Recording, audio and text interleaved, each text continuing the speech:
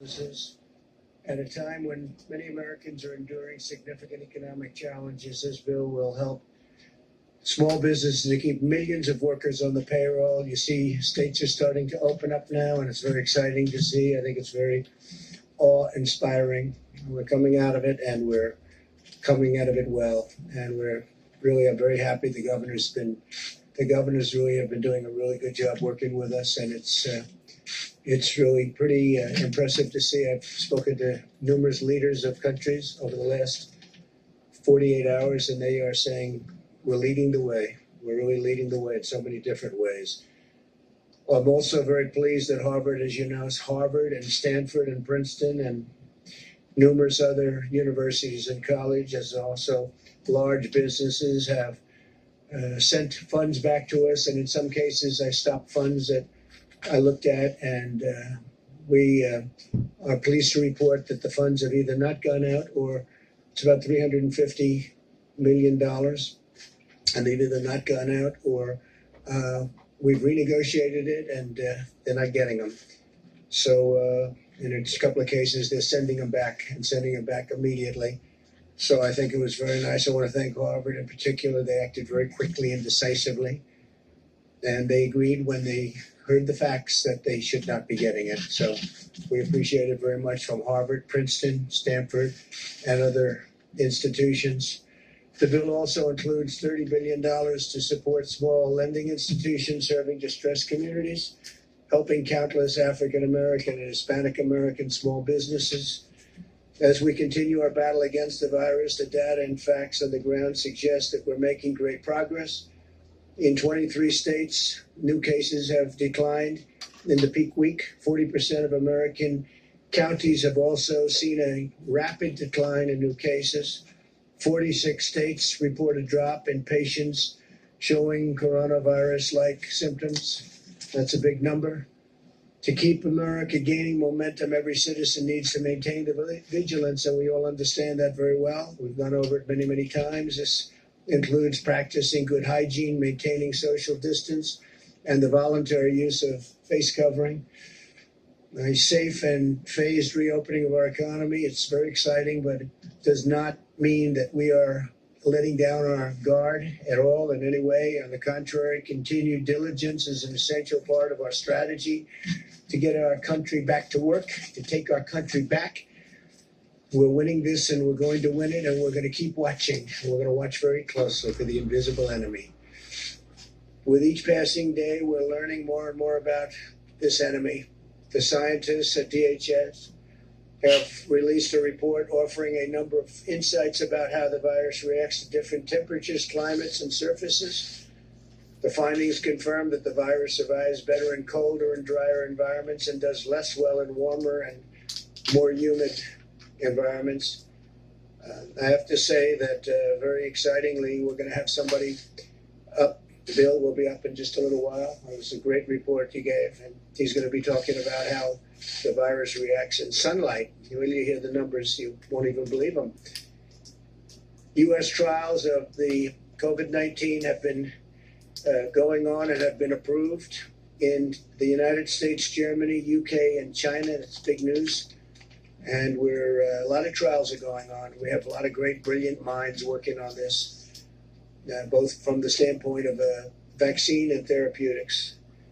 We must be careful in all conditions, but we will get this done. We're very close to a vaccine. Unfortunately, we're not very close to testing, because when the testing starts, it takes a period of time, but we'll get it done. And I want to thank the head of DHS Science and Technology, Bill Bryan, for what he's going to be doing and what he's going to be saying, and the report that he's about to give. I think it's going to be something that nobody's ever heard. It'll be brand new information and very important information. My administration continues to leverage the Defense Production Act to dramatically increase the manufacture and delivery of critical medical supplies. We finalized 3 contracts to produce 39 million more N95 masks in 90 days. And as you know, we're also using a sterilization process, some great equipment that will sterilize the masks up to 20 times per mask. So that's like ordering 20 times more masks. and it's working very well. We just want the hospitals and the institutions where it is to use it. A lot of people don't use it. They're so used to getting a new mask, they don't want to use it. They want to go and immediately get a new one. We're asking them to use the sterilization process. Every bit as good, up to 20 times. Think of that. In addition to ramping up our domestic assembly lines, we also have airlifted nearly 750 million pieces of personal protective equipment into the United States through our Project Airbridge, which has been an incredible thing to watch. It's really a military operation. The Vice President is now providing each governor with an exhaustive count-by-county breakdown of the privately distributed personal protection, and this is equipment and things that are incredible. It's personal protective equipment. It's incredible, and it's all brand new and at the highest level. We're getting only the highest level, and also we're looking at essential gear within their states, and it's being delivered to different states quickly and as we speak. This way, the governors should know exactly what's being delivered through a private sector supply chain within their states, as well as through the Project Airbridge. We're trying to get it immediately from the plane to the state. When we can't do that, we bring it into our facilities and get it to the governors. And we're getting them fast, and we're notifying them very strongly so they know it's there. Governors can use this information to quickly ensure that they get materials where and when they are needed. Today, I also want to extend my special thanks to our nation's incredible county emergency management teams who have been working relentlessly for weeks around the clock, end on end, to serve their communities, help distribute critical supplies, and save countless American lives. We salute these heroic officials on the front lines. As we continue to develop potential therapies, the FDA has recently begun a national effort to expand access to convalescent plasma donated from the blood of those who have recovered from the virus. The blood of these donors contains antibodies that can potentially reduce the severity of the illness in those who are sick, and frankly, those that are very sick. Nearly 3,000 patients are now enrolled in the Expanded Access Program, receiving transfusions nationwide. And I want to thank all of the people that recovered for what they've done. They, as I said yesterday, they raise their hand when they barely can walk, and they're saying, I want to donate blood, I want to donate whatever it is that you want, because we want to help people. It's really quite incredible.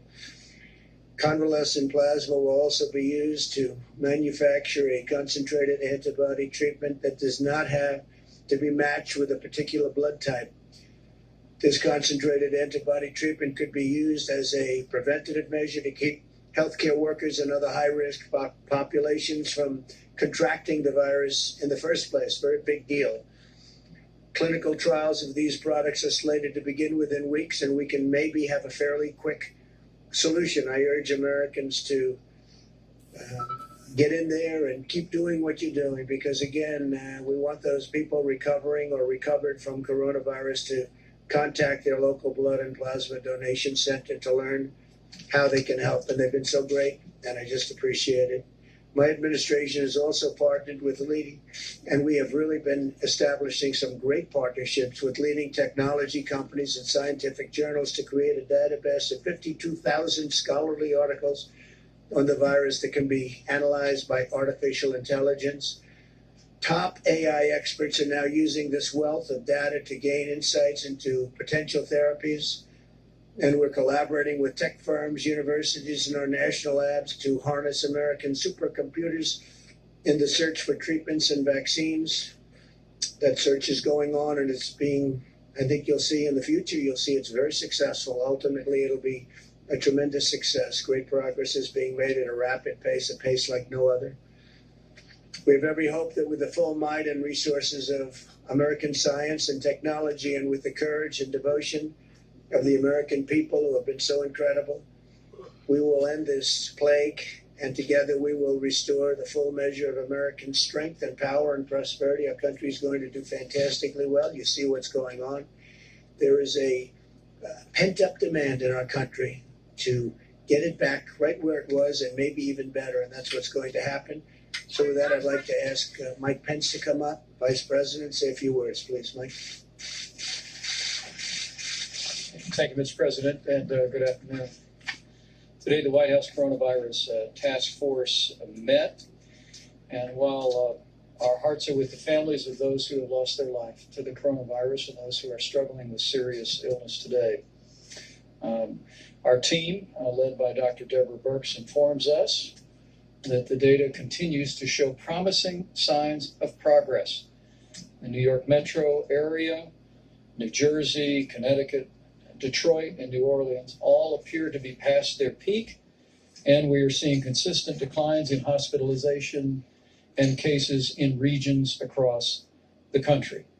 Our only conclusion is that we're getting there, America, because the American people have put into practice the President's guidelines of social distancing, because you've been listening and adhering to the guidance of state and local officials.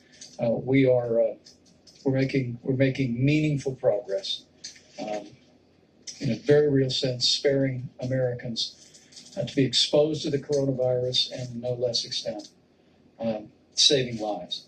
Our task force actually believes, Mr. President, that if we continue these mitigation efforts in the days ahead, as states implement their policies, including phased reopening that will preserve those gains, we do believe by early summer we could be in a much better place as a nation with much of this coronavirus epidemic behind us.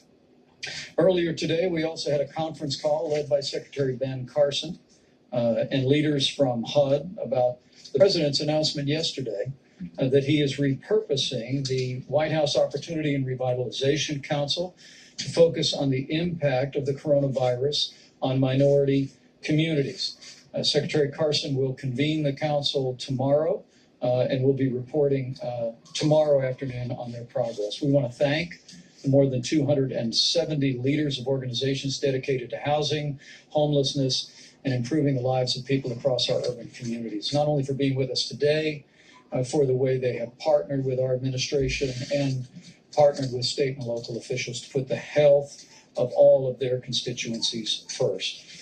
As the President mentioned, you'll receive a report that our task force received formally this week from Bill Bryant of the Science and Technology Directorate at the Department of Homeland Security. He will outline, as the President said, encouraging news about the impact that heat and sunlight have on the coronavirus, which will increase the confidence that we feel about the coming summer. On the subject of testing, at the present moment, we have reports of 4.93 million tests having been performed across America. And encouraging news as states have been engaging commercial labs at a higher level across the country. Yesterday, our commercial lab system did more than 100,000 tests in a single day. So we're beginning to activate all of the capacity.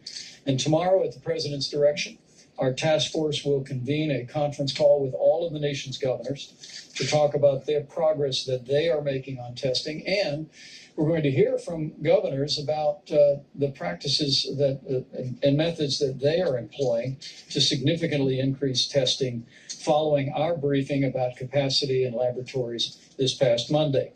For instance, Governor Mike DeWine just announced that Ohio's testing has been greatly expanded after the FDA approved Thermo Fisher's new extraction reagent, saying in his words that the action, quote, probably doubled, maybe even tripled testing in Ohio virtually overnight.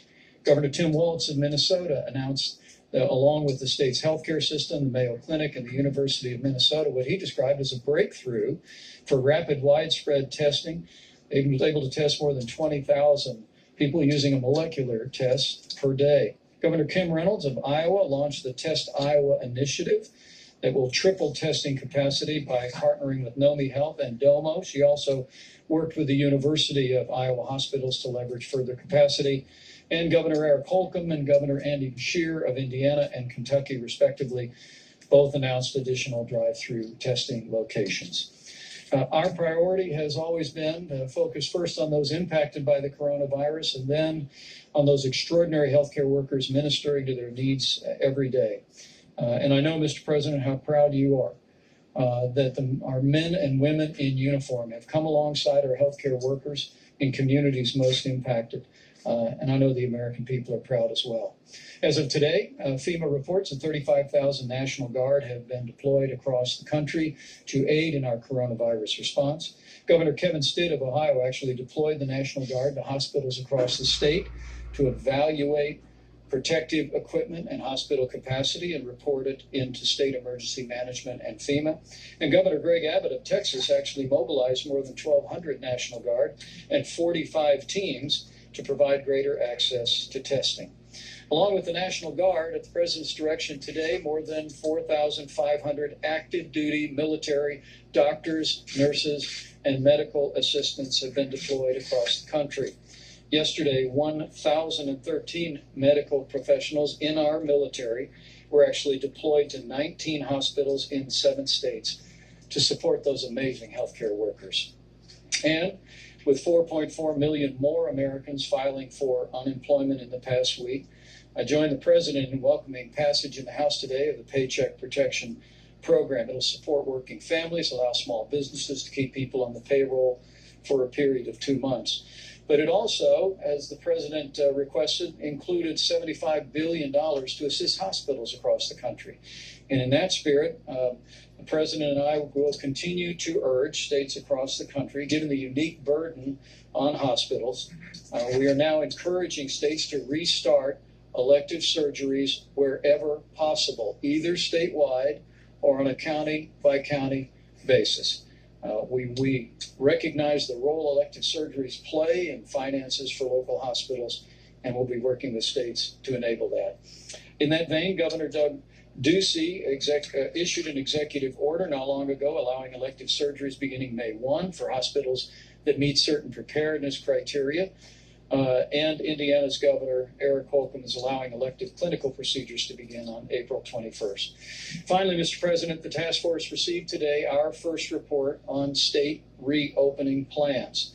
At the present moment, 16 states have released formal reopening plans. 13 of those were actually released since you unveiled the Opening Up America guidelines to our governors and to the nation last week. And to your point, Mr. President, states are beginning to make those plans. And we're encouraged to see so many states embracing the phased approach to reopening their economies that's contemplated in our guidelines for opening up America again. For instance, Governor Mike Parson of Missouri announced the Show Me Strong Recovery Plan has 2 initial phases intended to protect the most at risk. Governor Tom Wolf announced the plan for Pennsylvania that would begin May 8th, will end a stay-at-home order for just portions of Pennsylvania, but the plan, again, requires regions to have fewer than 50 new positive cases per 100,000 for a period of 14 days, and it also lays out a phased reopening roadmap. Governor Kate Brown of Oregon updated their framework for reopening, doing 3 phases, again, on a county-by-county basis, and Governor Brad Little of Idaho released Rebound Idaho in just the last few days that will consist of 4 phases and require specific criteria that Idaho and businesses need to meet to begin to reopen. Mr. President, with the guidelines to open up America again, states are making plans. And at your direction, our task force will continue to work very closely, providing them with the data, providing them with the resources to be able to implement those plans in a safe and responsible way. So with that, let me just end where I began and to say thank you to the American people. The progress that we are seeing is a testament to what all of you have done, to our extraordinary healthcare workers, to a partnership between the federal government and to state and local officials. And I'm confident it's also owing to the prayers of millions of Americans each and every day. All of that combined, we're slowing the spread. We're protecting the most vulnerable. We're saving lives. And every single day, we are one day closer to opening up America again. With that, Mr. President, I'd be pleased to call the bill forward. Bill Bryant leads the Science and Technology Director at the Department of Homeland Security, and now will make a presentation on their recent study. Thank you, Mr. Vice President. Thank you, Mr. President, for this opportunity to do this today. Good afternoon, everybody. My name is Bill Bryant, and I lead the Science and Technology Directorate at the U.S. Department of Homeland Security. Over the last several months, we've intensify the department's R&D efforts to identify and deliver information that informs our response to COVID-19. S&T is working to identify, develop, deploy the tools and information to support our response to this crisis. As part of our efforts, we're leveraging the unique capabilities of S&T's National Biodefense Analysis and Countermeasure Center to study the biology of the COVID-19 virus. This center is a high biocontainment laboratory located in Frederick, Maryland. It was established in the early 2000s in response to the Amerithrax attacks, and where we study, characterize, analyze, and develop countermeasures for biological threats to the homeland. We work closely with the CDC, FDA, HHS, and also our Department of Defense colleagues and many others. Yesterday, I shared the emerging results of our work that we're doing now with the Coronavirus Task Force. And today, I would like to share certain trends that we believe are important. If I may have the first slide, please. And while that's coming up, our most striking observation to date is the powerful effect that solar light appears to have on killing the virus, both surfaces and in the air. We've seen a similar effect with both temperature and humidity as well, where increasing the temperature and humidity, or both, is generally less favorable to the virus. So let me illustrate with this first slide. If you look to the right, you'll see that term half-life with a bunch of timestamps on there. First, let me tell you what a half-life is. We don't measure the virus as far as how long will it live on the surface. We have to measure the decay of the virus in terms of its half-life, because we don't know certain elements. We don't know how much a person expectorates when he spits, right? When he sneezes, whatever the case may be, we don't know how much virus is in there. So that has a bearing on how long the virus is going to be alive and active. So we measure it in half-life, because half-life doesn't change. So if you look at an 18-hour half-life, what you're basically saying is that every 18 hours, the life of the virus is cut in half. So if you start with 1,000 particles of the virus, in 18 hours, you're down to 500. In 18 hours after that, you're down to 250, and so on and so forth. That's important as I explain the rest of the chart. If you look at the first three lines, when you see the word surface, we're talking about non-porous surfaces, door handles, stainless steel. And if you look at as the temperature increases and as the humidity increases with no sun involved, you can see how drastically the half-life goes down on that virus. So the virus is dying at a much more rapid pace just from exposure to higher temperatures and just from exposure to humidity. If you look at the fourth line, you inject the sunlight into that, you inject UV rays into that, the same effects on line 2 at 70 to 75 degrees with 80% humidity on the surface, and look at line 4, but now you inject the sun, the half-life goes from 6 hours to 2 minutes. That's how much of an impact the UV rays has on the virus. The last two lines are aerosols. What does it do in the air? We have a very unique capability. I was discussing this with the president prior to coming out. He wanted me to convey it to you on how we do this. I believe we're the only lab in the country that has this capability. But if you can imagine a Home Depot bucket, a 5-gallon Home Depot bucket, we're able to take a particle, and this was developed and designed by our folks at the NBAC. We're able to take a particle of the virus and suspend it in the air inside of this drum and hit it with various temperatures, various humidity levels, multiple different kinds of environmental conditions to include sunlight. And we're able to measure the decay of that virus while it's suspended in the air. This is how we do our aerosol testing. We work with Johns Hopkins Applied Physics Lab, and we actually developed a larger drum to actually more testing, and it's 4 times the size of that. So this is the capability that we bring to this effort. So in summary, within the conditions we've tested to date, the virus in droplets of saliva survives best in indoors and dry conditions. The virus does not survive as well in droplets of saliva, and that's important because a lot of testing being done is not necessarily being done, number 1, with the COVID-19 virus, and number 2, in saliva or respiratory fluids. And thirdly, the virus dies the quickest in the presence of direct sunlight under these conditions. And when you look at that chart, look at the aerosol as you breathe it. You put it in a room, 70 to 75 degrees, 20% humidity, low humidity. It lasts, the half-life is about an hour. But you get outside and it cuts down to 1.5 minutes. Very significant difference when it gets hit with UV rays. Mr. President, while there are many unknown links in the COVID-19 transmission chain, we believe these trends can support practical decision-making to lower the risks associated with the virus. If I could have my next slide, and while that comes up, you'll see a number of some practical applications. For example, increasing the temperature and humidity of potentially contaminated indoor spaces appears to reduce the stability of the virus. And extra care may be warranted for dry environments that do not have exposure to solar light. We're also testing disinfectants readily available. We've tested bleach, we've tested isopropyl alcohol on the virus, specifically in saliva or in respiratory fluids.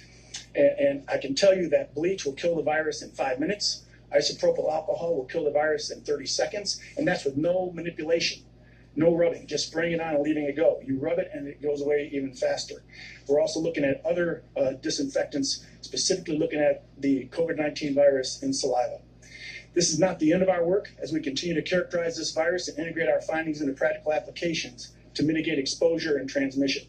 I would like to thank the President, thank the Vice President for their ongoing support and leadership to the department and for their work in addressing this pandemic. I would also like to thank the scientists, not only in S&T and the NBAC, but to the larger scientific and R&D community.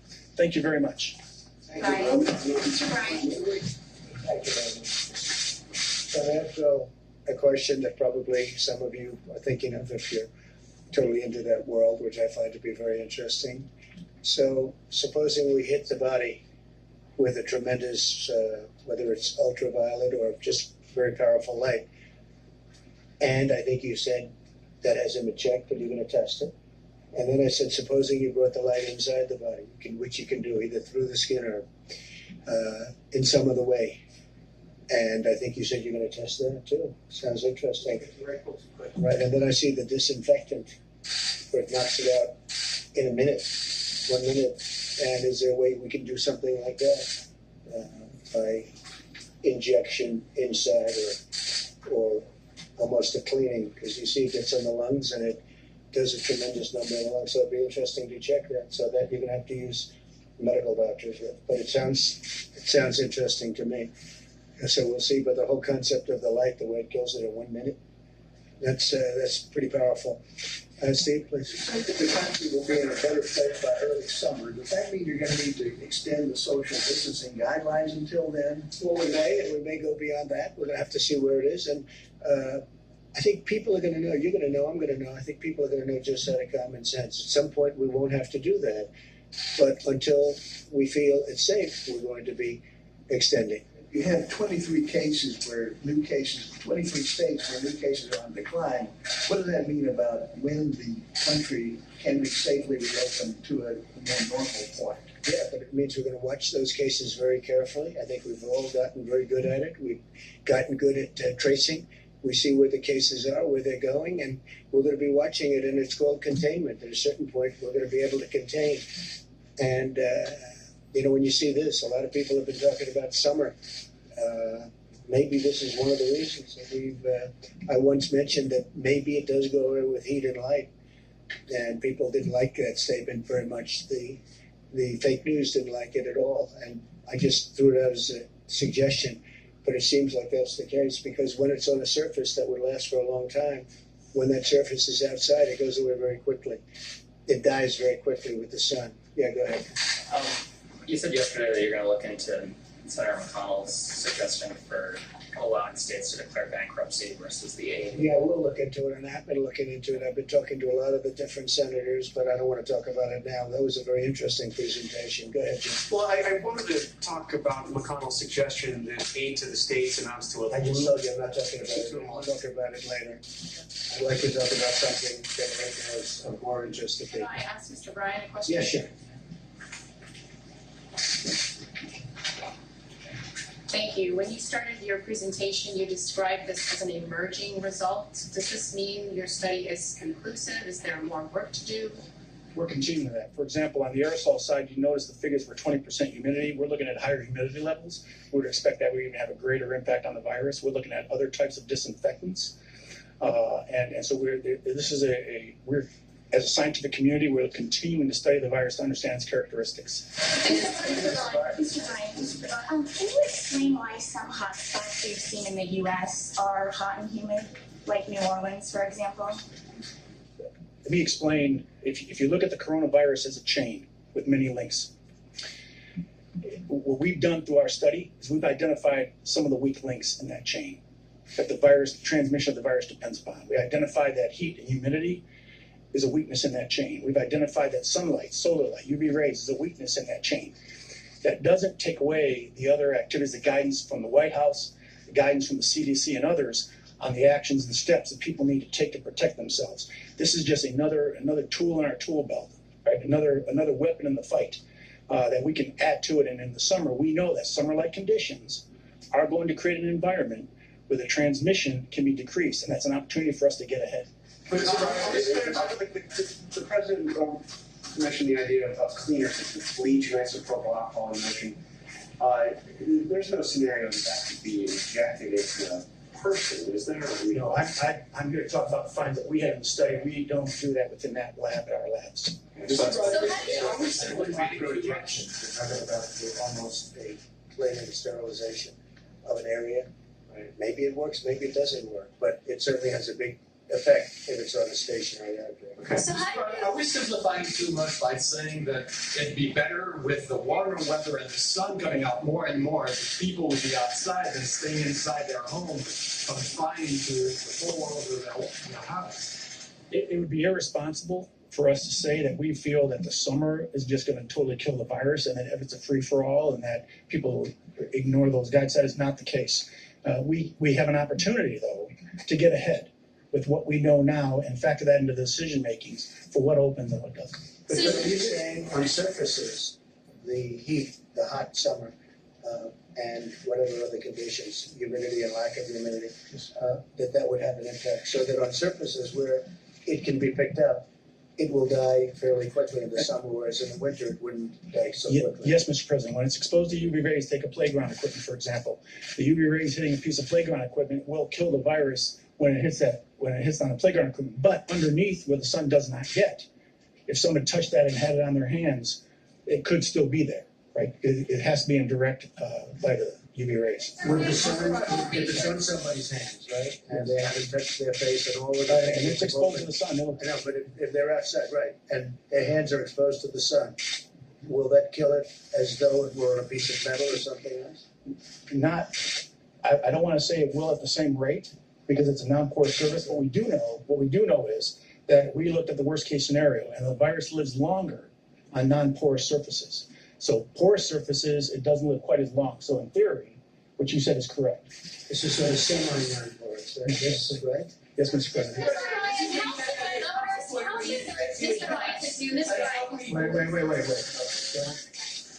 How should governors who are opening their states, working on that, incorporate the findings of this study into those guidelines? I would leave that up to the governors. This is a decision. This factors into their decision process. As I mentioned, with knowing this knowledge and having this knowledge, as we continue to study and further know what the virus does and how it reacts, it could impact the way a governor will look at what he opens in a state, how he opens it, in what environments these things are opened up. But I leave that up to the governors to make that decision. Obviously, at the moment, the advice is stay at home. By the summer, could we be flipping that and saying you'd be much better off being outside with UV rays, all the humidity that Washington brings in August? I would not go contrary to the guidance that have been issued right now. I think, though, to tell you that if I'm having an event with my family, I'm doing it in the driveway or in the backyard, not inside the house with my children. In fact, I'm thinking about moving outside. No, it's a very interesting question, actually. Okay. How much more research, how much more time would it take to have conclusive results that could be used to study for emerging results? We first were able to receive the virus back in February is when we started testing. And it is a science-based approach. Science is a process, and the doctor can attest to that. It doesn't necessarily line up with goals and targets and other things. It is what it is. But we are now starting to get results. And we're every week or 2 weeks, we're starting to find out something new and something different. And in talking to the task force and the vice president, he's already asked us to come to him every time we come up with some new discoveries that we could share with the public. Yeah, sir, have you compared notes with your counterparts in other foreign governments or in private industry who might have been studying the same thing, and do their findings show the same result that you found here? We do have a very good partnership with a lot of our allies. We work closely with them on this particular topic. We actually authored a document called the Master Questions List, If you go to DHS S&T's website, we've already had about 17,000 hits on this document. It actually outlines what all the countries in the world are doing to fill the certain gaps of knowledge that don't exist within the virus and what we do know. And that is really what targets and drives the science community to say, oh, what don't we know now, so we don't duplicate what other people have done. So we've championed that document. It's well referenced, and I would encourage you to look at that. And we are working with other countries on vaccines, as you know. Yeah, go ahead. Mr. President, if there is a summer ebb with this virus, what would the federal government need to do to take advantage of that time? Say it at the beginning, right? Oh, so if there is a summer sort of ebb with this virus, what would the federal government need to do to take advantage of that time to be better prepared for a possible resurgence in the fall than we were the first Well, I'll time? tell you one thing. I think a lot of people are going to go outside all of a sudden.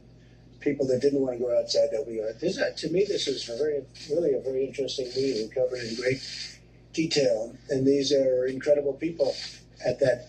We could call it a laboratory because that's essentially what it is. It's a super laboratory. It's a lot of things going on at that laboratory.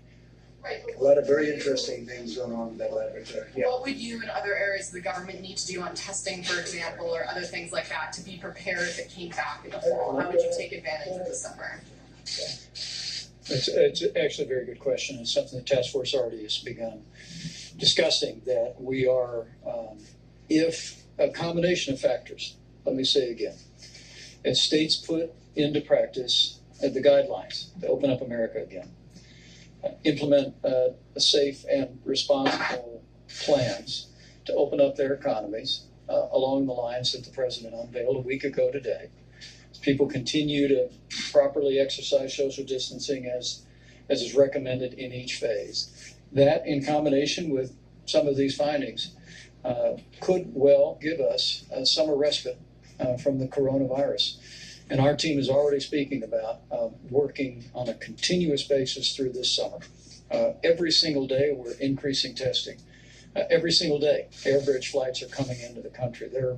I can promise you, at the president's direction, there will be no letting up on making sure that our hospitals have the equipment, have the personal protective supplies for medical personnel.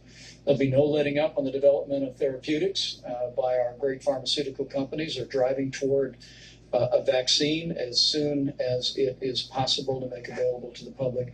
And there'll be no letting up on continuing to scale testing, already more than anyone in the world, but by next fall we'll have a broad range of testing, a variety of different means. And that's why we say with confidence that should the coronavirus reemerge at any point next fall or next winter, we will be prepared to deal with it, identify it, do the contact tracing and isolation to ensure that we deal with this epidemic in the manner that we deal with infectious diseases. Okay. Mr. President, on the subject of medical research, why have you stopped promoting hydroxychloroquine as a cure? I don't know what audience I have. We'll see what happens. We've had a lot of very good results, and we had some results that perhaps aren't so good. I don't know. I just read about one, but I also read many times good. So I haven't at all. And it's a great for malaria, for lupus, for other things, and we'll see what it is. But I guess, Deborah, they have many studies going on that, so we'll be able to learn. The veteran study that shows that I have not. the death rate is higher. I have not seen it. Go ahead, please. President, we're now over 26 million new jobless claims over 5 weeks. Yeah. How, the Vice President talked about this summer getting better, but what do your economists tell you about the time it's going to take to you in the U.S. to create Well, I know a jobs lot back? about economists. September, Sure. October? Well, let me go. We know the rest of the question, right? So I know a lot about economists, and the answer is they have no idea. I think I have as good an idea as anybody, and I think our economy will start to pick up very substantially as soon as the states get open, and that's happening as we speak, and it's actually very exciting, and people are just thrilled to see it. Because our country has to get back to work. They want to get back to work. You see that, whether it's a demonstration or just in talking to people. They're going to get back to work, and they're going to get back to work very fast. States are advanced. I look at Gavin Newsom. Newsom was very nice today. He wrote a beautiful statement about, we sent him a lot of a lot of things that he needed. Okay, different things that he needed. We got it taken care of. They've done very well in California, as you know. They're doing really well in Florida. They're doing well in a lot of places. New York and New Jersey got hit very hard. They're doing very well. I spoke again with Governor Cuomo, with Governor Murphy. They're doing a great job. And here's the thing: we have to see they got hit hard. Everyone close together, tight end. People don't realize New Jersey is very tight. You realize that because you've been covering it for a long time, but very tight. New York obviously is very tight. They're doing a terrific job. I think for the most part, I'll be able to tell you when it's all over, but a lot of the governors have done a really terrific job. Some I don't think have, to be honest, but we'll be talking about that in the future. Yes, go ahead. Thank you, Mr. President. In a new interview today with Time Magazine, Dr. Fauci said that the U.S. is not in a situation where we can say we are where we want to be with regard to testing capacity. He said we need much more testing capacity as well as tests. So why do you keep saying we have a tremendous testing capacity? And do we have a national strategy that goes beyond tracking just what the states are doing? The answer is yes, and the answer is, as you know, and as I've said many times, we're very advanced in testing. Other countries are calling us to find out what are we doing. And by the way, within 2 weeks, you'll see numbers and you'll see different forms of testing, just like we came up with the Abbott Laboratories machine, which gives it to you in 5 minutes that everybody wants. Everybody's asking, can we get that? But you can only make them so fast. But as you know, we've done more testing than every other nation combined. And that's a big statement. And, you know, when they talk about different tests and different things, we're also a bigger nation than most. And so when they look at statistics, because statistically we're doing phenomenally in terms of mortality, in terms of all of the different elements that you can judge. When you look, Germany and ourselves are doing very well. We are very accurate in the reporting of numbers. In fact, I'll go a step further. As you know, in New York, they actually added quite a few deaths to a list that was done in New York, and they added a number of deaths. We're very, very highly accurate. And then you'll look at certain lists of other countries. Some are so obvious just to look at, where obviously the number is ridiculous in the form of low, because they're not accurate counts. They're not even close to accurate counts. In fact, they're insulting to look at them. So we've done very well. Again, testing, we're doing very well on testing.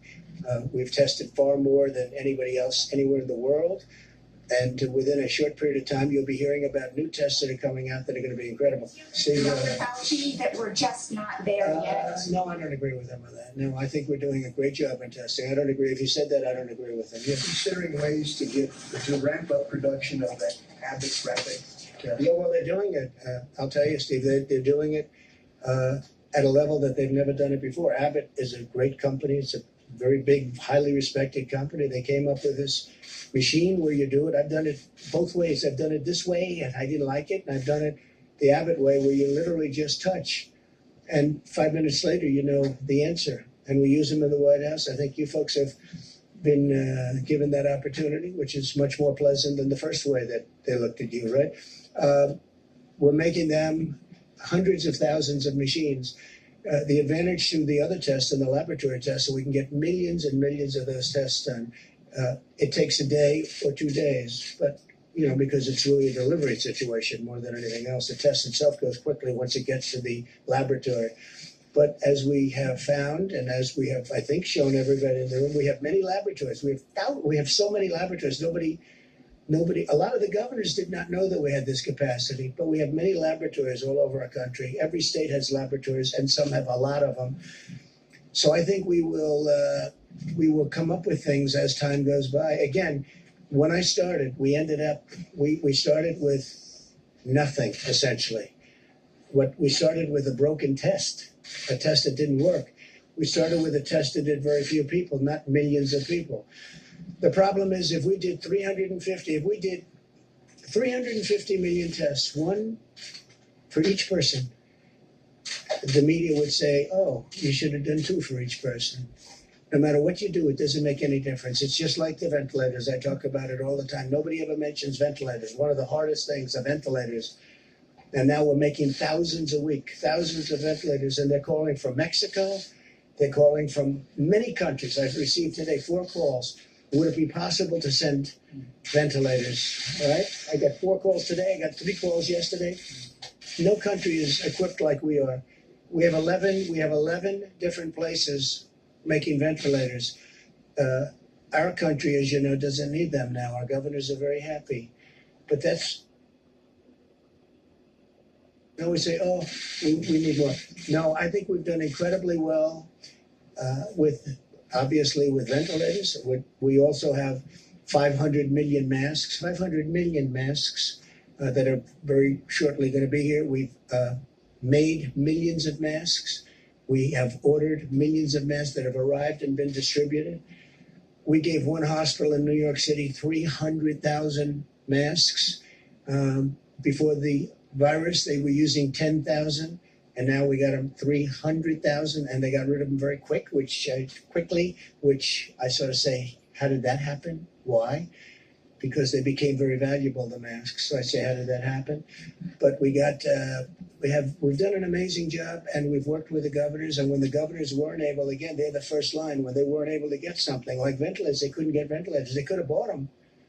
You could have bought them, but many of them chose not to. So they all needed ventilators. We got the job done. I'll be introducing the team when we're finished with this whole nightmare, this whole curse, this whole plague. But the team that worked on the ventilators was incredible. And the team that and it's a little bit interchangeable, but the team that's working on the testing is truly an incredible team. These are brilliant people. And they're doing it for the country. They're not doing it for other reasons. Some have been very successful. They're doing it for the country. Mr. President, the House has now passed, since you were here, the relief bill. Right. I'll be signing it probably tonight.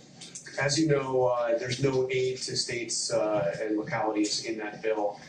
Mitch McConnell, of course, has talked about states seeking bankruptcy protection.